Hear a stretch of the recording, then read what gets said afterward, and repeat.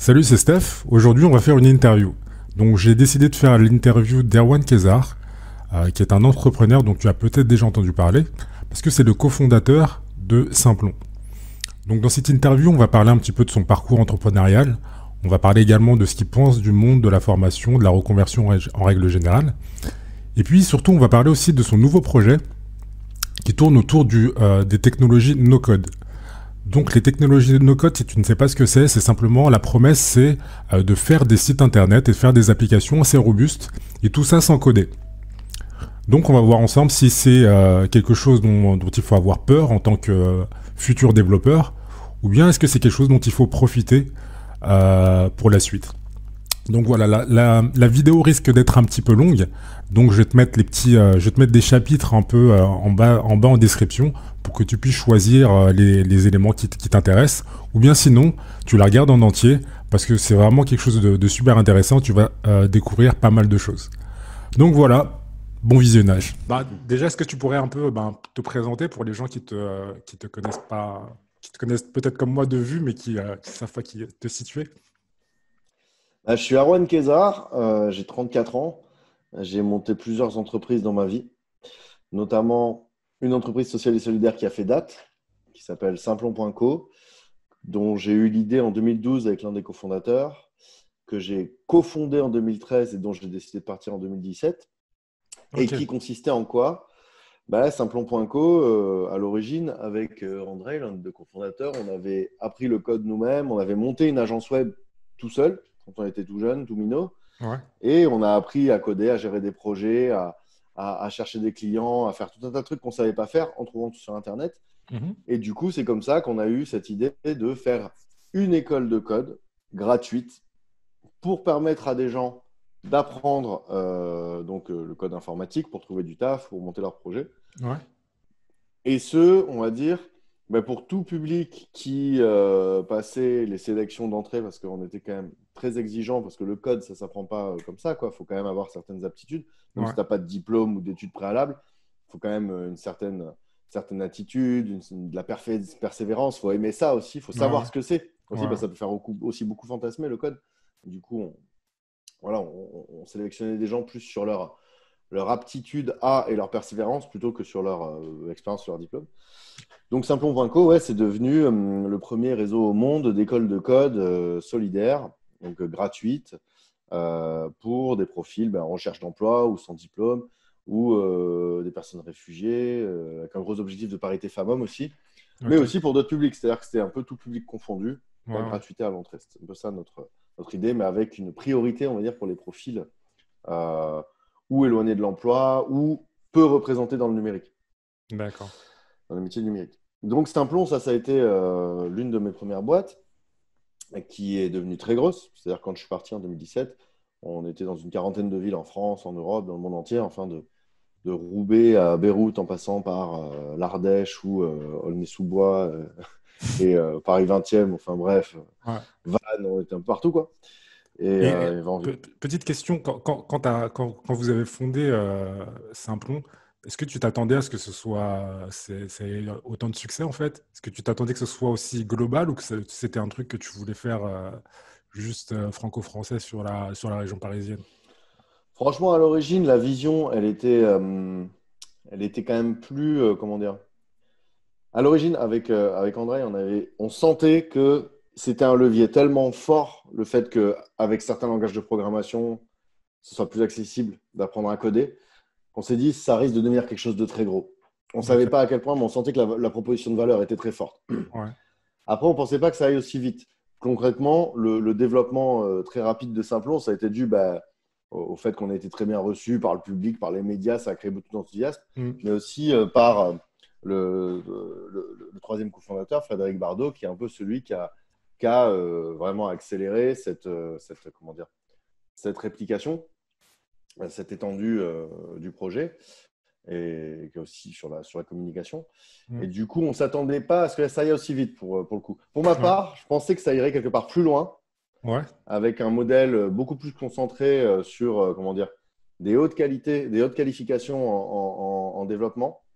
Peut-être à moins d'endroits, mais on va dire plus Plus comment dire, qualitatif?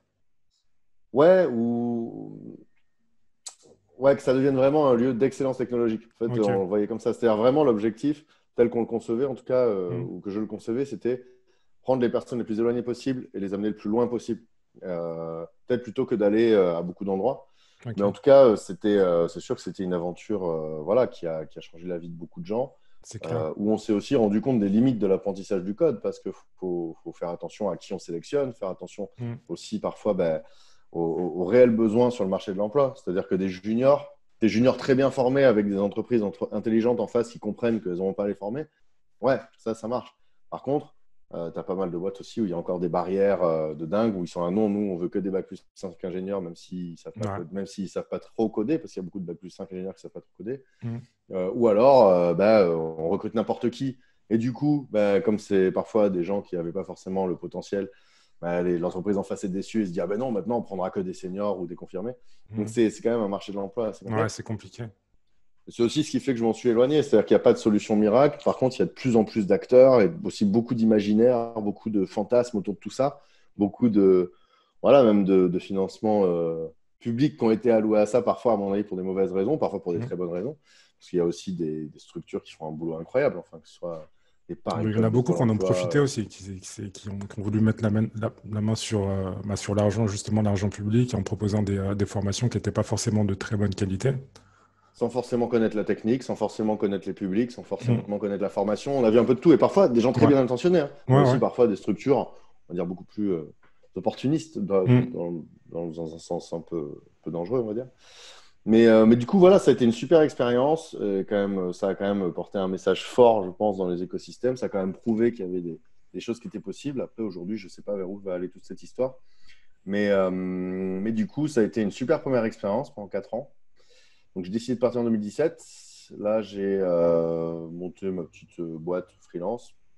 À côté, j'ai remonté une entreprise sociale et solidaire, Targo, Ok. qui s'intéressait avec deux anciennes directrices de Simplon, et qui s'intéressent toujours d'ailleurs, parce que Targo existe et est en pleine forme, à former, à insérer, on va dire un peu avec la vision originelle de Simplon, sous certains aspects, mais on va dire en s'éloignant du code. D'accord. C'est-à-dire que souvent, quand on dit ouais, l'insertion par le code, par le numérique, on pense tout de suite code, code, code, parce que c'est bien identifié, même si pas grand monde comprend vraiment ce que c'est. Ouais, Et c'est c'est pour ça vrai. que c'est très bien, à mon avis, que tu fasses une émission comme tu fais, parce que les gens, souvent les jeunes, ils sont là, waouh, le code, génial. Par exemple, c'est bête, mais bon, je digresse beaucoup, hein, mais tu me dis si ça te va ou Non, si tu non, ça me va, préfères ça que me je va. dise ça. Ça Par me va, exemple, ça là, me il y va. a INCO, qui est Ouais. qui est je crois, le plus gros réseau d'incubateurs d'entreprises sociales au monde, qui a fait un programme qui s'appelle Get into Tech, sur lequel je suis intervenu l'année dernière, en début d'année, avec Targo. Maintenant, c'est Targo qui intervient. Euh, et du coup, c'est un programme d'un mois où, en gros, les gens touchent un peu à tous les métiers du numérique avant de choisir leur orientation. Ce que je trouve tout à fait pertinent parce que Mhm. souvent, il y a beaucoup trop de formations et d'incitations à faire des formations où tu arrives et puis au bout de 6 mois, c'est bon, tu as un boulot. C'est plus compliqué que ça, notamment sur les métiers techniques. Le code, il faut du temps et aussi notamment pour s'orienter. Et dans Get Into Tech, les jeunes, souvent, on était là, oui, vous voulez vous orienter vers quoi? Et puis en fait, tu avais les deux tiers qui étaient là, ouais, le code. Et nous, on leur disait, faites attention quand même, parce que là, ce que vous avez vu avec un peu d'HTML, CSS, WordPress, c'est pas tout à fait à l'image de ce qui vous attend. Donc vraiment, faites attention dans votre orientation, parce que le code fait beaucoup fantasmer. Mhm. Il y a l'imaginaire collectif, les fantasmes un peu en mode matrice et tout, Ouais. Matrix. Il y a le côté, oui, je vais bosser devant mon ordi et puis je vais faire des très belles choses, des gros projets et tout. Non, c'est complexe. Le code, déjà, d'une part, c'est beaucoup de soft skills au-delà de juste savoir techniquement réaliser des choses. Il faut savoir chercher, il faut savoir lire, il faut savoir être attentif, il faut savoir être résilient face à la frustration, être patient, etc. Ne pas baisser les bras au bout de bugs, parce que sinon, enfin, au bout de, de, de deux cas où ça marche pas, parce que sinon, Ouais. tu vas très vite arrêter. Il faut aussi beaucoup d'interaction avec des équipes, il faut avoir un peu du recul sur sa façon de travailler. Ouais. Et surtout, si tu apprends juste, si tu as juste ceinture jaune de code, tu vas pas aller bien loin. Par contre, ça peut être un super métier si, d'une part, t'aimes ça. C'est-à-dire qu'il faut déjà tester avant de s'engager dans les formations. Si tu as des compétences suffisamment avancé pour pouvoir être embauché, parce qu'aujourd'hui, c'est quand même compliqué de trouver du boulot en tant que junior développeur. Euh, et même des très bonnes écoles, hein. C'est-à-dire qu'aujourd'hui, le marché est un peu saturé de juniors à une époque où, quand même, il y a des technologies qui tendent à rendre certaines tâches à moins forte valeur ajoutée, moins nécessaires. Donc, Mhm. l'époque où tu avais plein de juniors qui faisaient juste de l'intégration front, qui trouvaient du boulot parce que c'était la foire à la saucisse et qu'on était en 2010 et que là, il y avait besoin de petits développeurs front. Aujourd'hui, c'est plus compliqué quand même. Il y a des frameworks quand même hyper poussés. Ouais, Il y a ouais, ouais. l'intelligence artificielle qui résout quand même pas mal de problèmes. Il y a, on va dire, une commoditisation, une simplification de pas mal de process dans la production logicielle, enfin surtout web, qui fait qu'il y a besoin de moins de développeurs parfois. Et il y a tout simplement le no-code, aussi des technologies comme le no-code qui avancent et qui font que parfois, tu es là, si je peux faire une landing page avec Webflow ou je ne sais pas quoi, pourquoi est-ce que je mobiliserais 3 développeurs sur un mois pour faire ce truc-là? Autant que je les fasse bosser sur quelque chose à forte valeur ajoutée. Ok. Donc, ce que je veux dire par là, souvent on confond code et programmation, parce que c'est juste pour encoder de la description de page simple, faire de l'intégration. Aujourd'hui, je pense que ça n'a plus vraiment d'avenir. Et même ça se précarise quand même ce genre de boulot. Deuxièmement, on confond code avec programmation, c'est-à-dire vraiment savoir programmer, savoir faire un minimum d'algo, savoir comprendre comment fonctionne une appli, donner des ordres aux machines à proprement parler. Donc on est quand même plus sur du back-end ou du front-end avancé. Ouais. Ça, c'est pas donné à tout le monde. En 6 mois, on réussissait à former des gens qui étaient recrutés en 6 mois chez Simplon, hein. Au bout de 6 mois, par contre, en général, quand je m'occupais de ces profils-là, je disais clairement, attention, ce sont des juniors, on va dire, c'est des débutants de première classe qui ont appris à bien utiliser les outils, à bien se débrouiller pour résoudre les problèmes, qui ont déjà monté une petite app, qui savent utiliser GitHub de manière tout à fait fluide et qui savent bosser en équipe. Mais par contre, quand il y avait des gens qui n'avaient pas certaines de ces compétences, je ne pouvais pas non plus les pousser à tout prix, au risque de décevoir des employeurs qui se disent ah ben les juniors, on a déjà essayé, les non-bacheliers, on a déjà essayé. Non, ça, c'est de la responsabilité aussi des centres de formation de dire clairement à quoi ils ont formé les gens et à quel niveau. Donc voilà l'analyse un peu que j'avais de ce domaine du code. Donc, chez Targo, on avait tendance à dire il n'y a pas que le code dans les compétences numériques. Il y a aussi tout un tas d'autres compétences. Et Targo, aujourd'hui, sachant que pour me consacrer à contournement, je suis beaucoup moins engagé sur Targo aujourd'hui, mais on travaille toujours ensemble sur des projets. Euh, L'excellence de Targo porte sur vraiment aller chercher des publics vraiment éloignés qui n'ont vraiment pas le bac ou qui viennent vraiment de quartiers prioritaires ou autres, qui sont vraiment des publics relégués. Parce qu'il y a aussi beaucoup de structures qui disent oui, regardez, on forme que des gens qui n'ont pas le bac et tout. Trouver des gens qui n'ont pas le bac et les former sur le numérique, c'est compliqué. Et tout le monde n'y arrive pas et Targo fait Ouais. très bien ça. Et à les amener aussi bien sur cette première marche, on va dire, pré-professionnalisation. C'est-à-dire qu'aujourd'hui, on estime qu'il vaut mieux euh, former bien 12 personnes qui vont arriver à faire un stage à la fin et à prendre une formation professionnalisante, mais que tout le monde soit à l'aise et y arrive, plutôt que dire on va prendre 20 personnes, elles vont avoir un CDI à la fin et qu'en fait, il n'y en a que 2 qui ont un CDI et puis le reste sont au chômage. C'est-à-dire qu'en termes d'ambition à l'entrée comme à la sortie, c'est important de bien dimensionner tout ça. Et je pense que Targo, là-dessus, sur le côté bien accompagner les gens, être carré dans les process de formation, Mm. être Pas faire de fausses réaliste dans promesses la aussi. promesse. Ouais. Exactement, je Mm. pense que c'est ça un peu la marque de fabrique. Après, comme je disais, la contournement, il y a un tel appel d'air que depuis mars, on travaille de manière beaucoup moins rapprochée avec Targo, c'est-à-dire qu'on se voit de temps en temps, mais voilà. Mais je pense que c'est vraiment la marque de fabrique de cette entreprise-là, quoi. Ok. Super. Et après Cargo, j'ai monté Contournement. Enfin, en parallèle. Et il y a un moment, je voulais tout faire à la fois. Et puis, Mm. il y a un moment, quand tu as les deux structures qui commencent à croître, tu fais, bon, si je fais le grand écart, il y a un moment, j'ai plus rien à gérer, je vais tomber au milieu. Et du coup, je me suis consacré à Contournement à 100% depuis mars.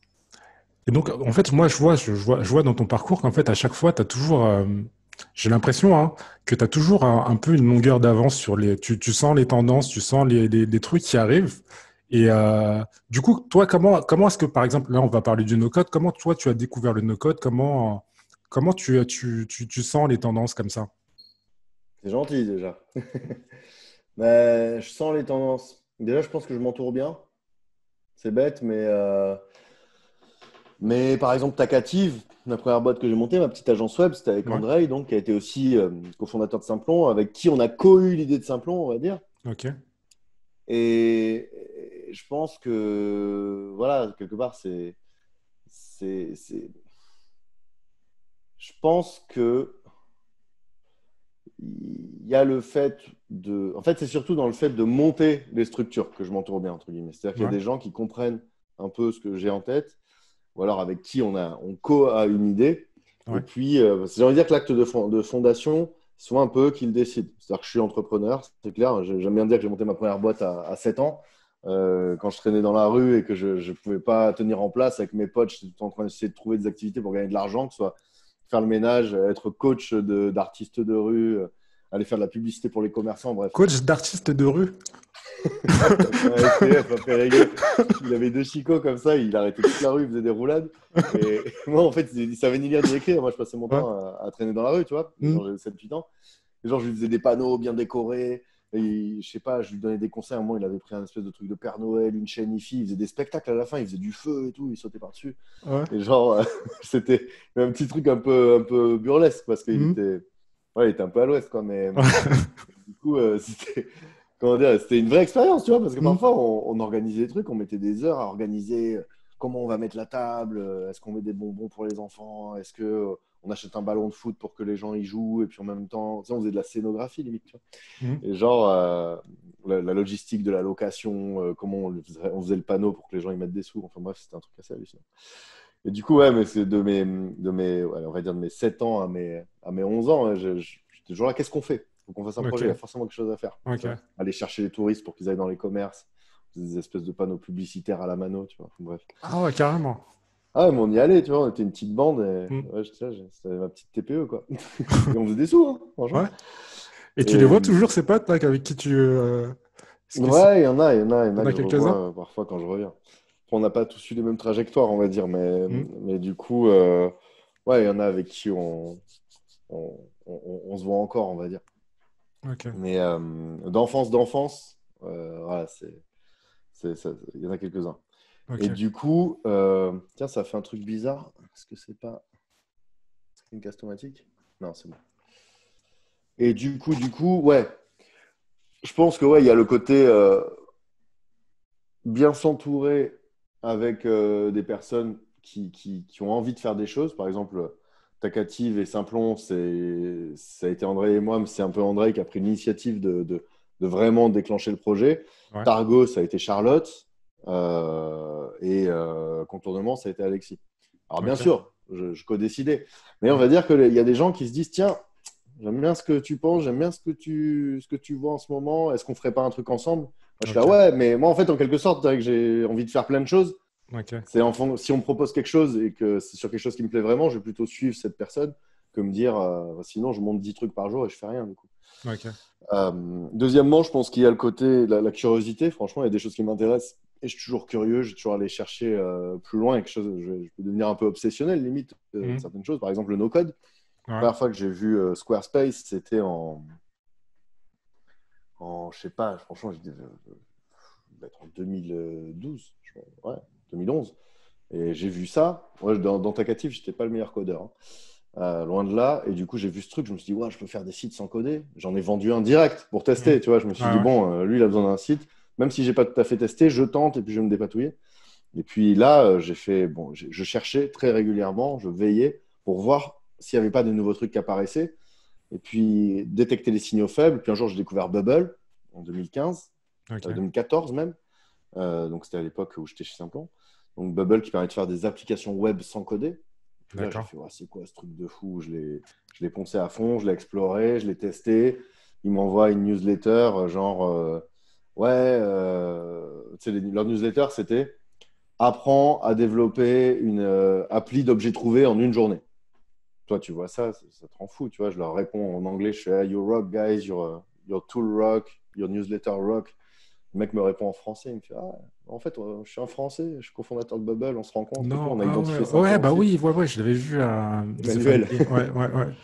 c'est ça. Ah, mais tu y étais quand il passait sur scène, non? Non, non, moi je l'ai vu sur YouTube.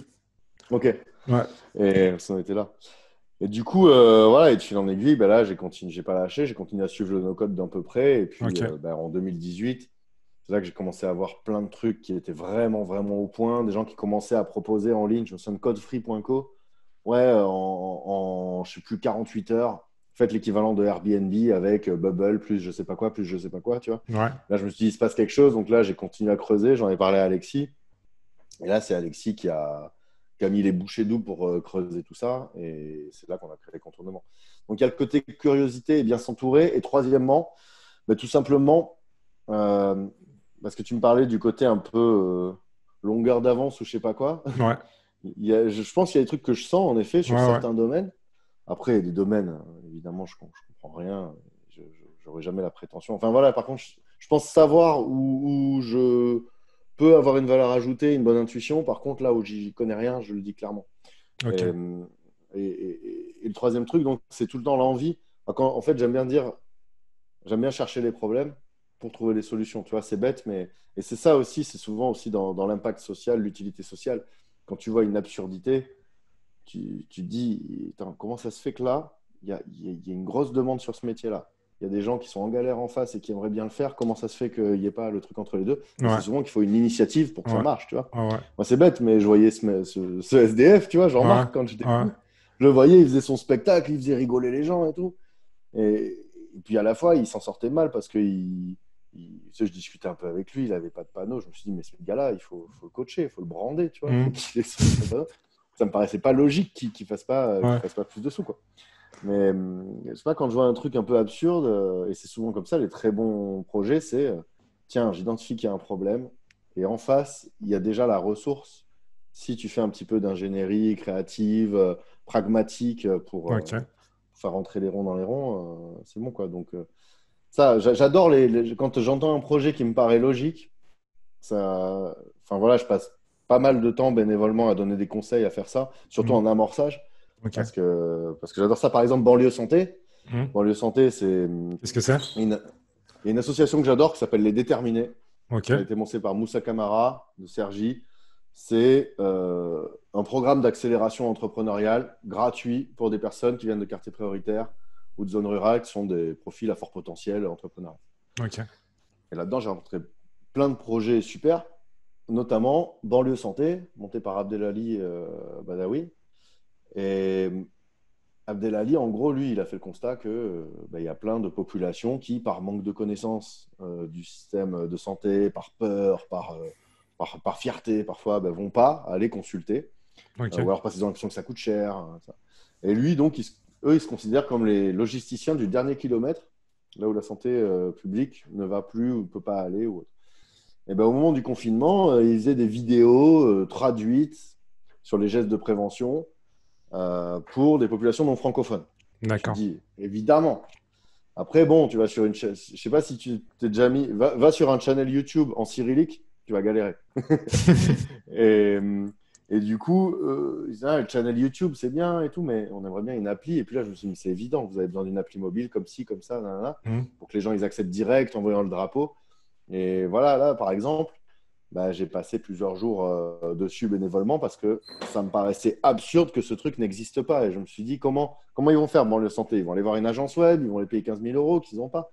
Alors, non, voilà, avec du no-code, avec Glide, en 24 heures, il y avait la première version. Et puis après, j'ai continué à charbonner dessus pour qu'ils aient une version où, comment dire, où les gens pouvaient aussi faire des dons, se prêter bénévole. Derrière, avec Airtable, qui est notre outil no-code, Yacine pouvait, enfin le directeur des opérations, pouvait affecter les gens à des missions et tout. Tu vois, tu te dis, ouais, Ok. là, il y a vraiment moyen de créer de la valeur, qu'elle soit lucrative, sociale, pédagogique.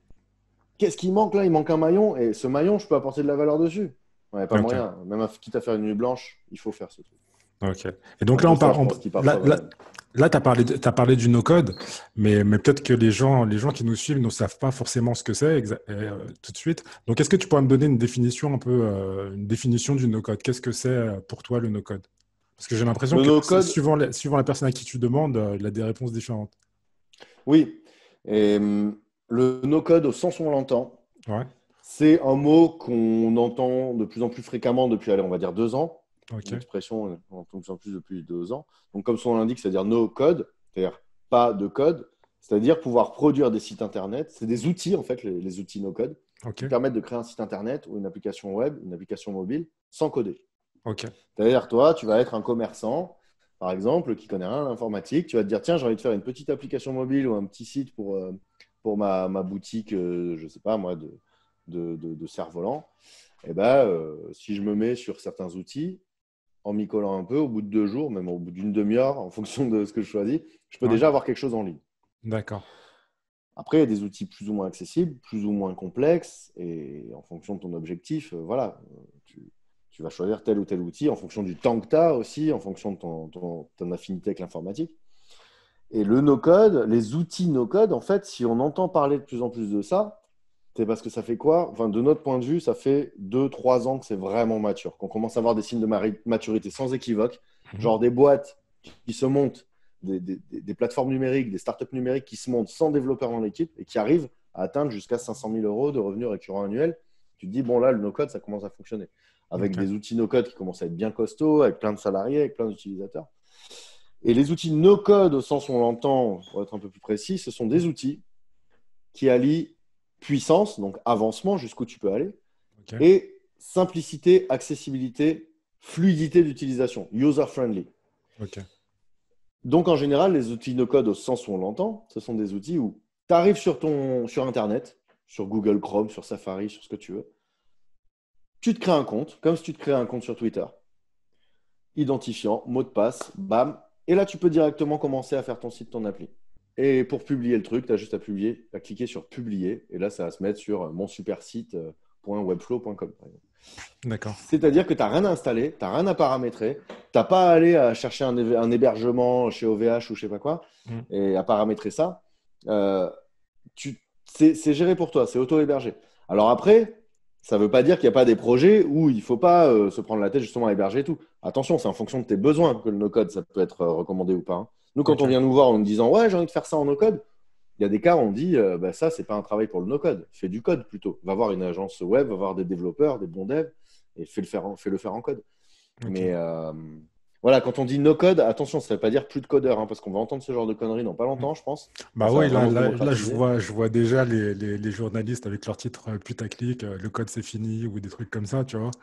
Et, Ouais. Bah, et justement, on aimerait ouais, bien répondre à ces gens-là. ouais. Parce que je pense qu'il y en a, c'est de bonne foi qui se disent ça. Mais... Mm. Mais bah, maintenant, je vois qu'il y a aussi, il y a une autre définition que je vois, il y a aussi le low-code. J'ai vu, il y avait, je vois no-code, je vois low-code, je vois visual programming.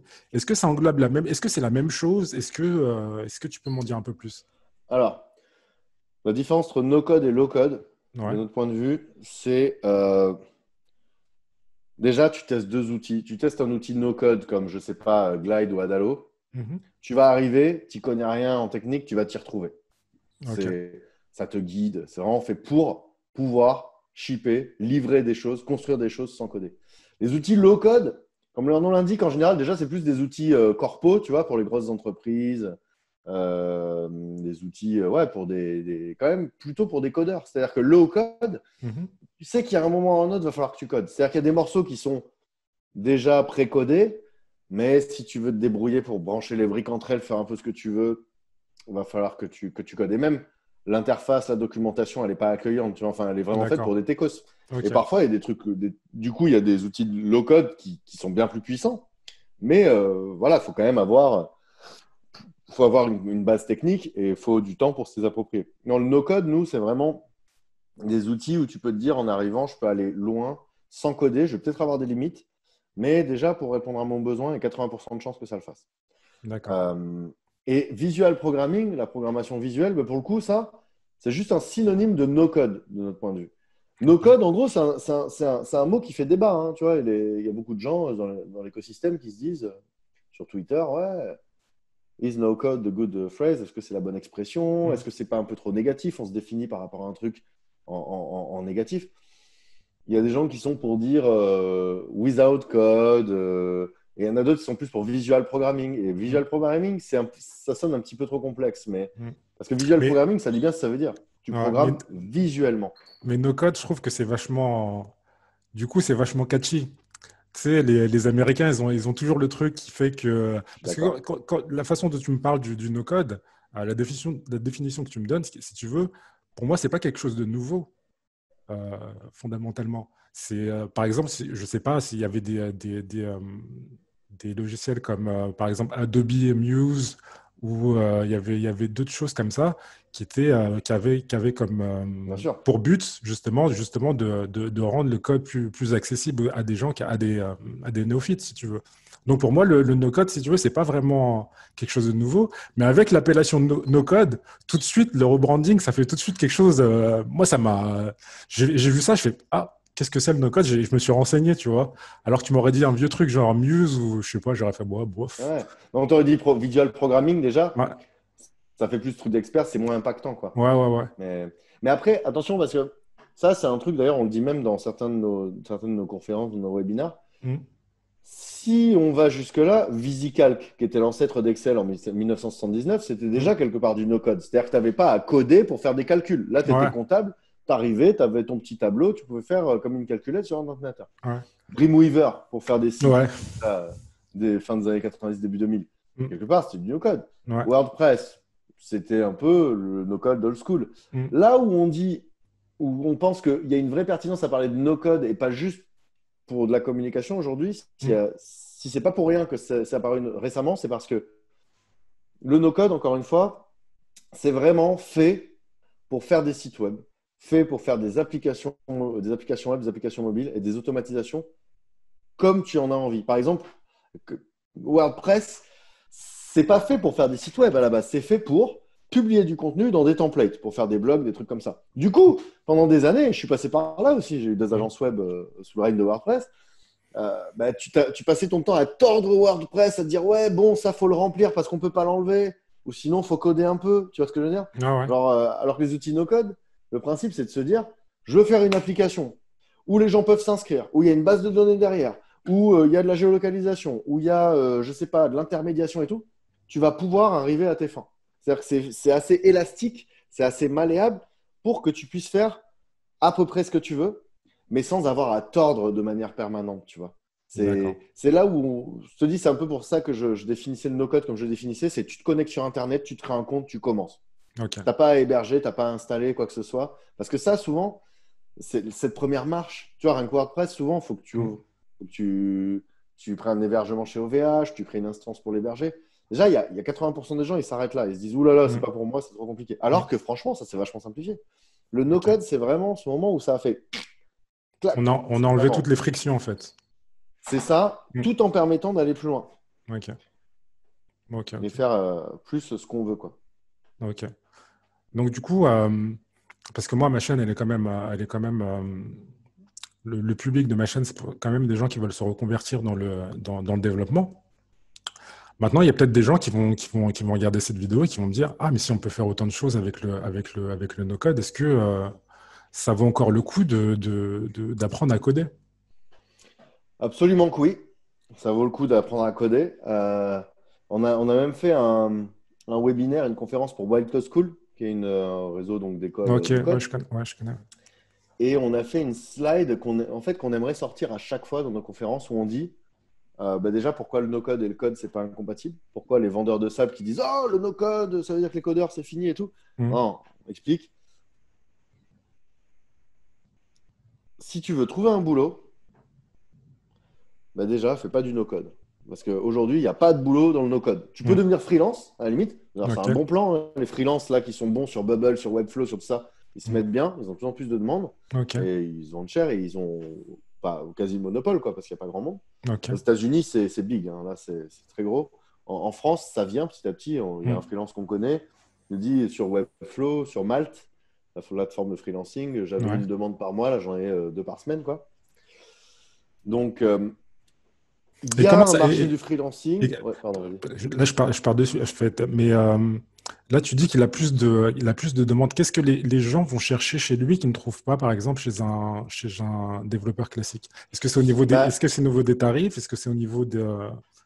Est-ce que par c'est. définition, en Ouais, fonction du projet, ouais, parce que tout n'est pas faisable en no-code et parfois c'est plus pertinent de faire en code, hein, je le ouais. répète. Si un projet est adapté pour et que Mhm. tu le repenses un peu pour, tu vas aller vachement plus vite Ouais. et tu peux potentiellement prendre la main sur une partie toi-même alors que c'est pas technique Mm. et ça peut être beaucoup moins cher aussi. D'accord. Mais il y a aussi, si tu tombes sur un mauvais no-codeur qui te dit n'importe quoi et qui te Mm. retrouve ton projet, tu peux aussi te retrouver les pieds dans le tapis avec des délais et des budgets complètement dépassés et tout. Mais Ok. quand même, globalement, dans l'écosystème no-code, là, on a fédéré le premier écosystème francophone du no-code au monde. Globalement, c'est plutôt des bons qui sont là, Ok. soit pour faire des sites ou des applis. Et en général, les gens qui vont chercher ces freelances, oui, c'est pour aller plus vite, moins cher, mais sans forcément pénaliser la qualité, tu vois. Et peut-être qu'il leur parle aussi de manière plus simple, peut-être. Souvent, c'est pas des techos à l'origine. Ouais, Et dans ouais, le no-code, c'est vrai. Alors, il y a aussi des no-codeurs hyper enfermés dans leur technique et tout, qui sont pas forcément des bons product owners, je sais pas comment dire, ouais. oui, je pense qu'il y a aussi un petit peu ce côté moins technique, Mm. Ça fait moins spécifique. peur. Ça peut faire moins peur. Mm. Et ça peut aussi donner ça peut aussi donner l'illusion que c'est facile, que c'est très accessible. Alors oui, il y a des trucs no-code qui sont très accessibles, d'autres moins. Tu vois, il faut faire gaffe aussi Ok. à ça parce que le no-code, il ne faut pas que ça devienne un peu le truc miracle où tout le monde peut en faire au bout d'une semaine. Non, c'est quand même Ok. technique. Il faut être réaliste là-dessus. Mm. Mais des gens qui s'accrochent en quelques semaines peuvent clairement développer eux-mêmes une application mobile euh, voilà, qui est publiée sur un store avec Ok. un outil comme Adalo, par exemple. Bref, pour trouver un travail, si tu veux devenir développeur ou développeuse, va apprendre le code. Il y a encore grave de boulot là-dedans. Il va y en avoir pendant un moment même. Mm. Par contre, si tu vas te former sur le code, accroche-toi et deviens vraiment développeur ou développeuse. Ne deviens pas juste quelqu'un qui sait faire un peu d'HTML, CSS, deux, trois fonctions par-ci, par-là. Et puis, non, là, tu vas jamais trouver de boulot. Enfin, de moins en moins. Donc, Mm. si tu vas vers le code, c'est une vocation. Il faut vraiment que tu te formes bien dessus. Il va falloir que tu t'accroches pendant 6 mois, un an et demi à fond pour pouvoir faire une carrière là-dedans. Par contre, quand tu feras une carrière là-dedans, tu vas certainement être très content ou très contente. Là, quand on est allé chez Octo, on a fait une formation avec Octo Technologies, la grosse entreprise de services numériques. Euh, et on a vu d'anciens Simploniens et d'anciennes Simploniennes qui étaient là-bas. Ça fait plaisir. Enfin, je crois qu'il y a 8 Simploniens et Simploniennes là-bas. Enfin, anciens Simploniens et Simploniennes. Ils sont contents, quoi. Ils ont une bonne paye, ils font ce qu'ils aiment, ils découvrent des nouveaux langages, ils sont avec des gens qui aiment ce qu'ils font. Enfin, c'est un super métier, développeur ou développeuse. Ah. Moi, j'en ai croisé Par aussi contre, il faut t'accrocher. chez GRDF, des Simploniens. Ouais, Ouais. Il y en a pas mal. ouais. Ouais, chez GRDF aussi, il y a des entreprises qui ont compris la Mm. valeur ajoutée qu'il y avait avec des profils qui n'étaient pas forcément formés universitairement depuis des années ou en école d'ingé, mais qui avaient l'envie, quoi, la vraie envie. Deuxièmement, il y a le fondateur de Webflow euh, qui dit si tu enlèves la barrière du code pour lancer des projets,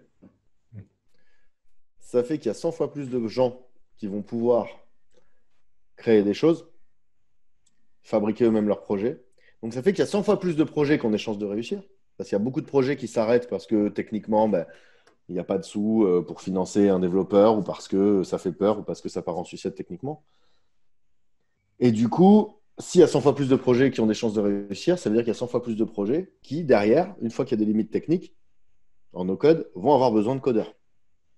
Et nous, on croit vraiment à cette, cette incantation-là qui consiste un peu à dire, bah oui, si tout le monde peut commencer à créer des services, à monter des services, alors surtout le no-code, surtout sur le web, Mm.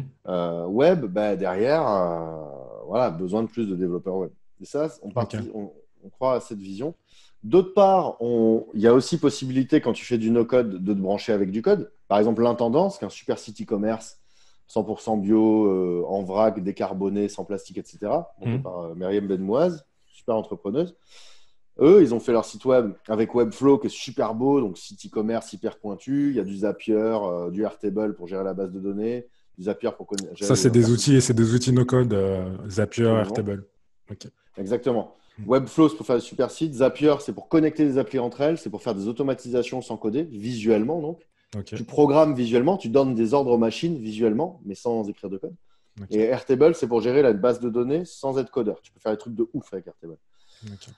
Et il y avait quand même besoin d'écrire, de faire certaines choses qu'en Python, on pouvait pas, pardon, qu'en no-code, on ne pouvait pas faire, notamment pour générer des factures exactement comme il fallait, parce que Webflow, c'est un outil américain, donc il faisait les trucs de TVA à l'américaine. Ouais, ça, Et c'est galère, ça. puis, travailler avec des personnes en situation de handicap, Donc, il fallait que les bons soient adaptés à ces personnes. Donc, ils ont fait un peu de Python. Ils ont branché ce Python et qui faisait son taf. En fait, il faut voir ça comme des briques. Et s'il y a des briques de code, Elles l'ont fait bah, elles-mêmes ou elles ont fait appel à un développeur euh, sur, la, sur le sur la côté partie no-code, Python? elles ont mis les mains dedans avec une agence et le Python, par contre, c'est pas elles qui l'ont fait. Voilà. Ok. On va externaliser. Mais Et du du coup, coup, est-ce que tu penses que, qu'effectivement, il y a toute la partie no-code, mais est-ce que tu penses qu'il y a justement un moment, il faudra que les développeurs classiques s'intéressent au no-code justement parce qu'il y aura plus de ponts à faire entre les outils no-code et les outils et le code classique? j'y viens. Je sens que c'était Ok. exactement, on est synchro. Parce que Ok. ce que j'allais dire, c'est que bah, typiquement, nous, on voit de plus en plus de développeurs parce qu'à la base, Alex, bah, en fait, Alex, on s'est rencontrés, c'était le cofondateur et directeur de Simplon Prod, l'agence de prod de Simplon. Ok. Il a été CTO de plusieurs boîtes, c'est un dev émérite. Et du coup, il vient du code, vraiment. Moi, Ouais. autant je viens du monde du code, de la formation au code, j'ai un peu codé, mais je ne suis pas un dev, tu vois. Ok. Lui, il est dev, et donc il connaît beaucoup de devs, je connais encore beaucoup de devs, on voit de plus en plus de devs qui au début sont là, ouais, ton no-code, ouais, machin, ils mettent un peu les mains dedans, Hmm. puis ils se disent, ah ouais, ah oui, non, c'est costaud. Du coup, on en voit qui se disent, il y a des trucs que je peux no-coder pour aller plus vite parce que c'est à moins forte valeur ajoutée, plus faible valeur ajoutée.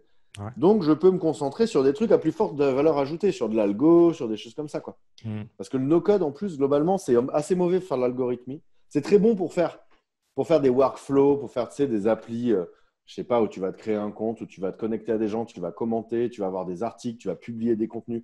En fait, 75% de ce qu'on fait sur des applis, quoi. Hmm. Par contre, dès qu'il y a de l'algorithmie, de l'intelligence, là, c'est plus compliqué en no-code. C'est-à-dire que le no-code, c'est souvent des Legos avec des tuyaux entre les Legos. Ok. Mais dès que tu commences à avoir un peu de, je te dis, d'algorithmie, ouais, de choses plus mathématiques, pour ainsi dire, ça Ouais. va être compliqué. Ou de la génération d'images automatique, tu vois. C'est assez difficile. Ok. Donc ça, c'est la Ouais. limite du no-code, c'est justement ça, c'est vraiment Ouais. ben, Ok. Et des devs, du coup, je vois dans nos conférences, il y a souvent des devs. Et étant donné qu'il y a un truc magique qui s'appelle les API, bah, Hmm. c'est souvent comme ça que tu fais communiquer du code avec le no-code. Et ils sont là, ah Ouais. ouais, mais c'est intéressant parce que dans tel projet, il y a telle brique, je me dis, je pourrais la faire avec, je sais pas moi, avec Airtable, justement, brique de Hmm. base de données, justement pour moi me faire chier et pour donner la main à mon client sur une interface sympa, un peu colorée et prenade en main sans qu'il maîtrise SQL ou Oracle. Tu vois. C'est quoi, selon toi, en fait, les perspectives à long terme en fait, du no-code, si tu veux? De notre point de vue, Hmm. on se dit que le no-code, d'ici, allez, déjà on pense à dire quelque chose de très gros, de vraiment démocratique. C'est-à-dire que Ok. parfois, Vlad Magdalene, le fondateur de Webflow, il avait organisé la première conférence du no-code à San Francisco l'année dernière. On y était, c'était vraiment très cool. On était les seuls Français d'ailleurs, mais il y a des gens du monde entier et tout. Il dit, je pense que ce qu'on vit là, par rapport au code et à la production de sites et d'applis sur le web, ça s'apparente un peu à l'époque où il y avait le langage Morse, où on codait des communications. Il fallait plein de techniciens pour coder les communications en Morse. Puis, il y a eu le téléphone, une interface vachement plus directe entre l'utilisateur et le truc.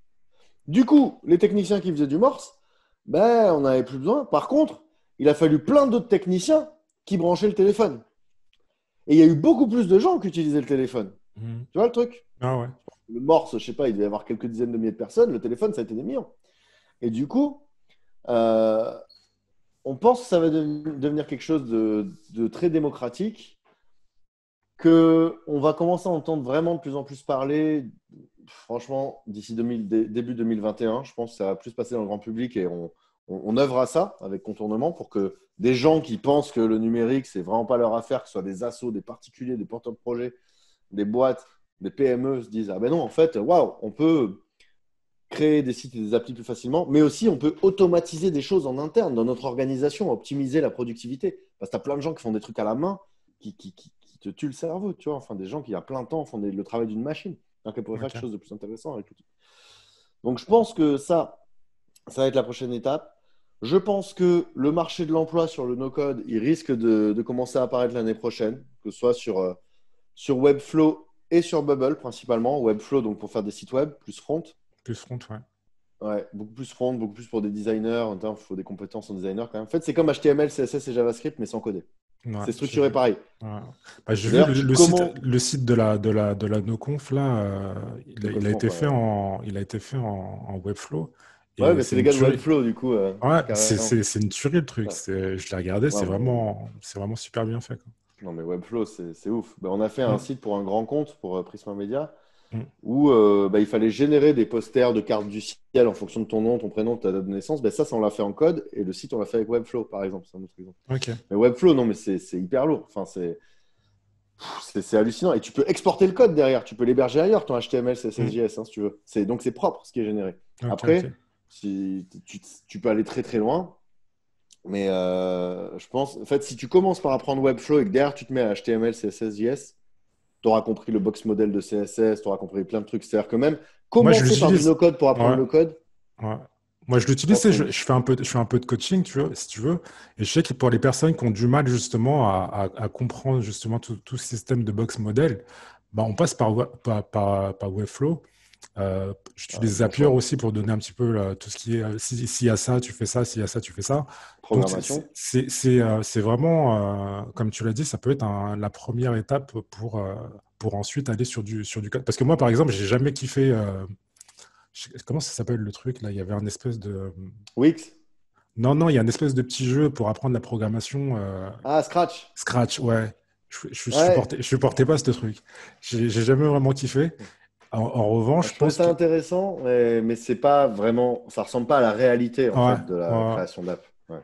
Puis ouais, je trouve utiliser des outils no code, ça peut être pas mal. Ça peut être un tremplin effectivement Ouais, pour apprendre le code par la suite.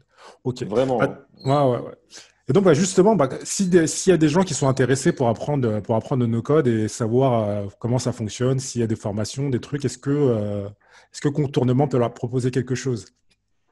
Alors, contournement, ce qu'on propose, c'est premièrement, vous pouvez aller sur contournement.io, notre site web, où on met des infos sur le no-code, des tutos gratuits, on propose des conférences, des webinaires aussi pour faire connaître le no-code. Il y a vraiment cette mission d'évangélisation, de popularisation du no-code, de démocratisation, de faire connaître.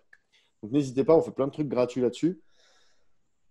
Deuxièmement, notre principale activité, c'est de proposer des formations en ligne. Donc, des formations pour découvrir le no-code en touchant à plusieurs petits outils, faire une première petite appli, une formation sur l'automatisation avec Zapier, une formation sur les bases de données avec Airtable, une formation pour créer son appli mobile avec Adalo. Donc, on a 4 formations pour l'instant. Et la Ok. première, c'est amorçage, où avec Weebly, Zapier, Airtable et Glide, tu vas faire une première petite appli version web et mobile. Donc, ça, on vend ces formations en ligne, hein, sur contournement.online, mais sur notre site contournement.io, on trouve. Et Ok. troisièmement, on fédère la première communauté francophone du no-code, donc autour d'un Slack, autour d'événements et tout. Donc ça, vous le trouvez sur le site. Si vous voulez rejoindre la conversation, c'est une grosse conversation instantanée, un gros Slack où il y a de tout, des experts, des curieux, des curieuses, bref. Venez, vous êtes les bienvenus. Et si vous avez besoin, je ne sais pas, si vous posez des questions sur le no-code, genre, ah, je ne sais pas si je dois prendre une agence ou si je dois apprendre moi-même ou si je dois, je ne sais pas, me faire coacher pour faire avec la personne qui fait le truc, mon appli. Mm. Ben ça, on fait des office hours, c'est-à-dire des moments, des créneaux d'un quart d'heure où gratuitement, les gens peuvent venir nous parler. Ils sont sur notre site aussi, vous les trouvez sur la page d'accueil. Donc sur Calendly, vous sélectionnez un créneau disponible. Et là, pendant un quart d'heure, on se fera un plaisir de vous dire, ah ben vous, clairement, il vous faut un expert Bubble ou une experte, allez voir telle personne. Vous, non, clairement, votre projet avec Glide, vous vous y mettez pendant une demi-journée, il est en ligne. Vous voyez ce que je veux dire? D'accord. Donc, on fait ces office hours. Donc, premièrement, sur le site, plein de ressources gratuites, des infos sur le no-code, le blog et tout. Deuxièmement, nos formations en ligne qu'on vend donc, sur contournement.online, accessible du site aussi. Et Ok. troisièmement, rejoignez la communauté ou venez nous parler pendant un quart d'heure, prendre un café à distance pour qu'on vous conseille gratos sur là où le no-code peut vous être utile ou pas. On saura le dire si ce n'est pas la meilleure solution. Ça marche. Bah, je mettrai les liens en description. Bah, écoute, Erwan, je te remercie vraiment d'avoir accepté cette interview et d'avoir partagé bah, ton savoir sur le no-code. C'était un réel plaisir.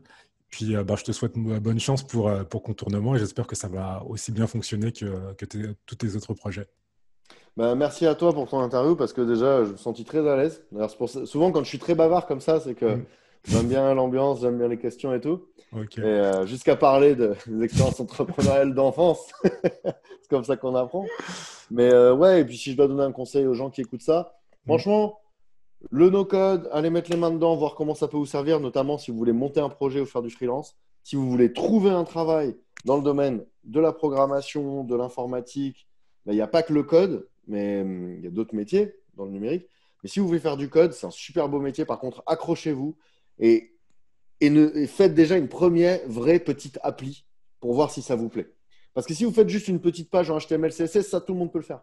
Et Mm. c'est une fausse idée de ce que ça peut donner Ouais, du code. ouais. Alors que le code, si vous faites un peu de Ruby, un peu de JavaScript, il y a plein de tutos comme ça pour faire sa première petite appli, avec une base de données et tout. Et ça vous donnera une vraie idée de ce que c'est que le code.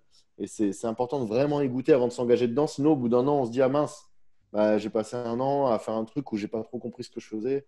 Donc, euh, donc voilà. Et puis écoutez l'émission de Steph assidûment. Voilà. Merci, merci. Bah, écoute, Erwan, je te remercie beaucoup. Merci à Et toi. puis au plaisir et à bientôt. À très bientôt.